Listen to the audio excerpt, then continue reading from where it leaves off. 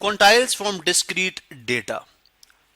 First करें, अगर हमारे पास ये 15 स्टूडेंट्स हैं जिन्होंने स्टैट के अंदर ये स्कोर किए हैं, जो कि यहाँ पे रैंडमली मौजूद हैं, 3, 7, 12, 25, 37, 48, कोई एक ऑर्डर में नहीं है। अगर हमें टीचर की परफॉर्मेंस या स्टूडेंट की परफॉर्मेंस मेजर करनी हो इस तरह से कि हम देखते हैं जी कि इसकी एवरेज वैल्यू क्या हो सकती है, ठीक है, ऑन एवरेज एक बच्चा क्या स्कोर करता है, फिर उस एवरेज की वैलिडिटी, क्या वो एवरेज जो है हमारे लिए एक अच्छा नंबर है, बेहतरीन नंबर है, या उसकी उसकी इंपॉर्टेंस कितनी है, वो हम देखते हैं स्प्रेड के डेटा के अंदर स्प्रेड कितना है, जिसके लिए हम जो है वो फॉर एग्जांपल हम स्प्रेड देख सकते हैं कि जो 20% स्टूडेंट्स हैं, और यानी जो स्कोर 20% स्टूडेंट ने किया है ऑन एवरेज, या जो स्कोर 30% स्टूडेंट्स ऑन एवरेज करते हैं, तो इन दोनों का यहाँ से स्प्रेड कितना है, या 70% का जो है वो 30% से स्प्रेड कितना है, 70% का 20% से स्प्रेड कितना है। या हम यूं भी देख सकते हैं कि देखें, अगर हमें ये बताना हो जी कि हम देखते हैं जी फर्स्ट 25% स्टूडेंट ने कितना स्कोर किया, यानी फर्स्ट 25% स्टूडेंट जो है उन्होंने कितना स्कोर किया, मैक्सिमम स्कोर उनका क्या रहा। इसी तरह से यूं भी हो सकता है कि फर्स्ट 75% स्टूडेंट का स्कोर बता दिया जाए कि what is the average score on average, first 75% student जो हैं वो कितना स्कोर कर रहे हैं, ठीक है, या उससे कम वैल्यू होगी फॉर एग्जांपल, यानी उस पर्टिकुलर वैल्यू से कि इक्वल या उससे कम। या यूं भी हो सकता है कि हम ये भी देखना चाहेंगे कोई एक सिलेक्टेड नंबर, लाइक कोई सिलेक्टेड परसेंटेज या कोई रैंडम 53%, मुझे देखना जी फर्स्ट टॉप 53% स्टूडेंट कितना स्कोर कर रहे हैं, या टॉप 70% स्टूडेंट जो है वो कितना स्कोर करें। अब इस तरह की इन्फॉर्मेशन अगर मुझे चाहिए होगी, या 70% का डिफरेंस 53% से, यानी इन दोनों का फैलाव कितना, स्प्रेड कितना है। अब इस तरह की अगर इन्फॉर्मेशन मुझे चाहिए तो मैं क्वांटाइल्स से वो इन्फॉर्मेशन एक्सट्रैक्ट करूंगा। अब क्वांटाइल्स क्या हैं? क्वांटाइल दरअसल वो वैल्यूज हैं जो कि डेटा सेट की मुख्तलिफ परसेंटेजेस की रिप्रेजेंटेटिव होती है। फॉर एग्जांपल क्वांटाइल में मीडियन भी हमारे पास एक क्वांटाइल है, ठीक है, मीडियन जो कि डेटा सेट को 50-50% में डिवाइड कर देता है, ठीक है, मीडियन जो कि डेटा सेट की मिड वैल्यू होती है।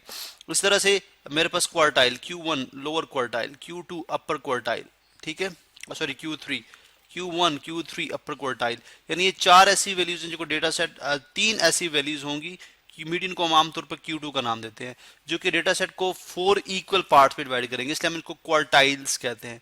इनको क्या बोलेंगे? क्वार्टाइल्स। अगर गिवन डेटा सेट को जो है वो 10 इक्वल पार्ट्स में डिवाइड करना हो, फॉर एग्जांपल 10 इक्वल पार्ट्स में डिवाइड करेंगे तो हमारे पास डिसाइल्स आएंगे D1 D2 up to D10 नहीं बल्कि D9, ठीक है, D9, चूंकि 10 अगर आप क्वांटाइल्स इंट्रोड्यूस कराएंगे डेटा सेट के अंदर तो टोटल डेटा सेट को 11 इक्वल पार्ट्स में डिवाइड करेंगे। हम 9 की बात करेंगे तो 9 डिसाइल जो हैं वो टोटल डेटा सेट को 10 इक्वल पार्ट्स में डिवाइड कर देंगे। अगर आपने मजीद इसको डिवाइड करना है तो आप परसेंटाइल्स की तरफ आते हैं, P1 P2 और 99 परसेंटाइल यानी P99, ये वो परसेंटाइल्स हैं जो कि टोटल डेटा सेट को 100 इक्वल पार्ट्स में डिवाइड करते हैं।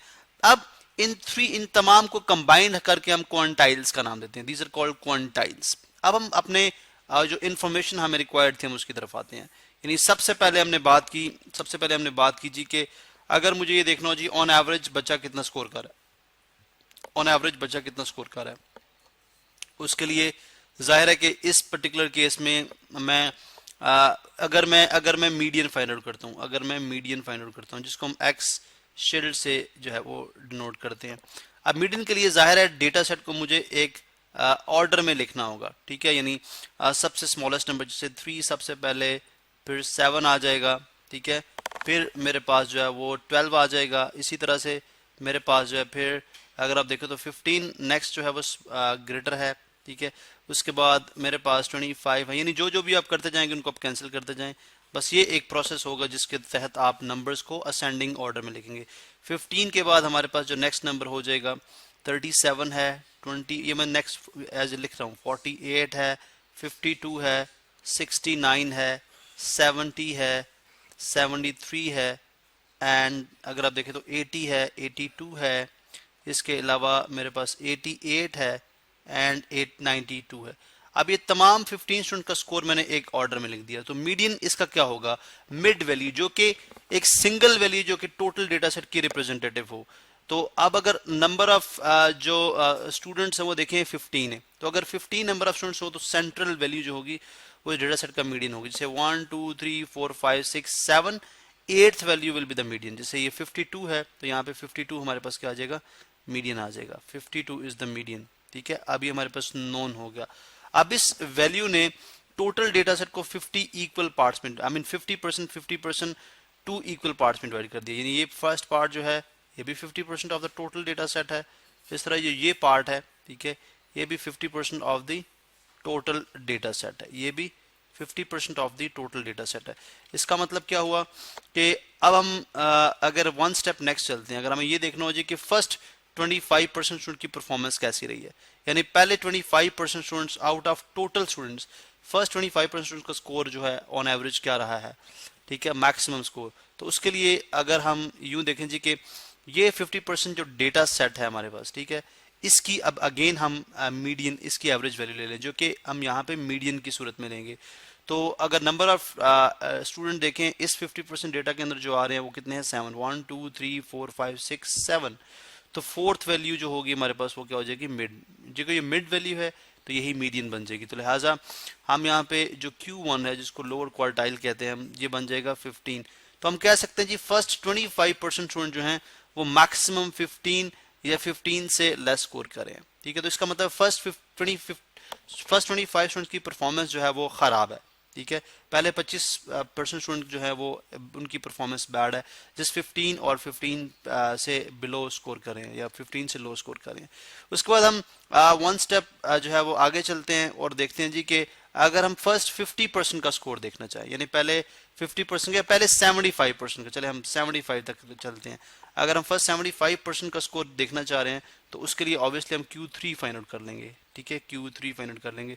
जैसे ये डेटा, आई मीन ये तो हमारे पास मीडियन था। अब ये जो डेटा सेट आ रहा है हमारे पास, ठीक है, ये डेटा सेट ये हमारे पास बन रहा है नेक्स्ट 50% डेटा। ठीक है, अब इसका अगर आप 25% शामिल कर लेंगे तो 75% डेटा हो जाएगा। अब इसकी मिड वैल्यू क्या है, 1 2 3 4 5 6 7।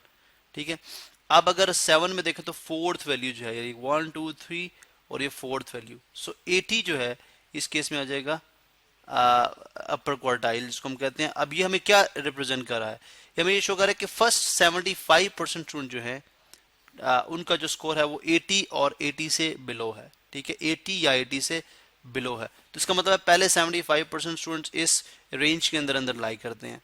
ठीक है, अब यूं भी हो सकता है कि हम स्प्रेड भी देख सकते हैं, यानी फैलाव भी देख सकते हैं कि 75% का 25% से डिस्टेंस कितना है, यानी कितने, यानी नेक्स्ट 50% ऐड करने से हमारी जो स्कोर की रेंज है वो कितनी बड़ी है। सिंपल वे में यूं कह सकते हैं, जैसे 15 हमारे पास फर्स्ट 25% का स्कोर था, अब नेक्स्ट 50% ऐड करने से स्कोर जो है वो 80 तक चला गया, जो कि डिफरेंस बनता है 65 का। इसका मतलब है कि नेक्स्ट जो 50% 25 के बाद जो नेक्स्ट 50% स्टूडेंट थे उनके आने से हमारी एवरेज जो 65 का डिफरेंस क्रिएट कर रही है पहले 25% स्टूडेंट से। ठीक है, अब ये तो एक फिक्स नंबर था जैसे 25% या 75%।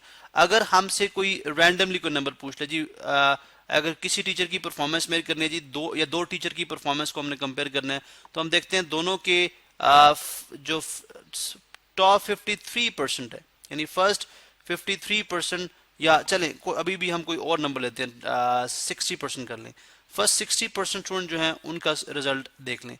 फर्स्ट 60% स्टूडेंट टीचर ए की परफॉर्मेंस स्टूडेंट की कैसी रही है, और फर्स्ट 60% स्टूडेंट जिनको टीचर बी टीच कर रहा था उनकी परफॉर्मेंस कैसी रही है। अब 60% को क्वार्टाइल्स की मदद से नहीं मालूम किया जा सकता। इसके लिए फिर हमें नेक्स्ट जो है वो यानी इसको मजीद डिवाइड करना होगा, मजीद इसके पार्ट्स करने होंगे। तो फर्स्ट करें, अगर हम इस डेटा सेट के 10 इक्वल पार्ट्स कर लें और हर पार्ट को हम डिसाइल का नाम दे दें, तो इसका मतलब है वन जो डिसाइल होगा वो 10% of the total data set को रिप्रेजेंट करेगा। हम इसको कंटिन्यू करते हैं नेक्स्ट वीडियो में और देखते हैं कि परसेंटाइल, डिसाइल्स एंड परसेंटाइल्स हमारी किस तरह से हेल्प आउट करेंगे दो डेटा सेट को कंपेयर करने में।